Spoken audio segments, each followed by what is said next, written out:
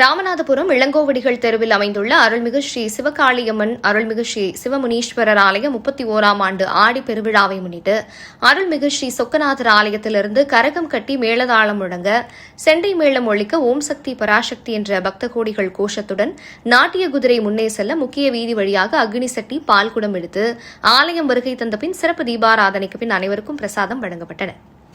அம்மன் கோவில் திருவிழாக்களில் பக்தர்களால் நிறைவேற்றப்படும் மிக முக்கிய நேர்த்திக்கடன்களாக கரகம், அக்னி சட்டி மற்றும் பால்குடம் ஆகியவை விளங்குகின்றன. பித்தளை அல்லது செம்பு சொம்பில் நவதானியங்கள் அல்லது நீர் நிரப்பி அதன் மேல் தேங்காய் மற்றும் மாவிலை வைத்து வேப்பிலை, பூக்களால் கோபுரம் போல் அலங்கரித்து தலைமீது சுமந்து வருவது கரகமாகும். அம்மனை தங்கள் ஊருக்கும் இல்லத்திற்கும் நேரில் அழைத்து செல்வதாக ஐதீகம்.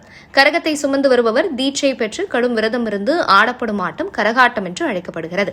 மண்பானையில் கரிக்கட்டை, கற்பூரம், விறகு போன்றவற்றை இட்டு நெருப்பு மூட்டி அதனை வெறும் கையில் ஏந்தி வருவார்கள். அக்னி என்பது தூய்மையின் அடையாளம்.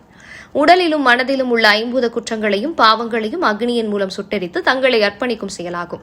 அம்மை நோய் அகலவும் தீராத நோய்கள் குணமாகவும் கொடுத்த நேர்த்திக்கடனை நிறைவேற்றவும் பக்தி பரவசத்துடன் பக்தர்கள் இதை ஏந்துகின்றனர்.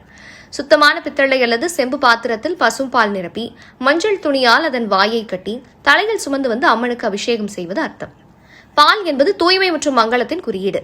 குடும்பத்தில் சுபிட்சம் உண்டாக, குழந்தை பாக்கியம் பெற, வம்ச விருத்தி மற்றும் எடுத்த காரியங்கள் தடையின்றி வெற்றிகரமாக முடிய பக்தர்கள் பால்குடம் எடுக்கின்றனர்.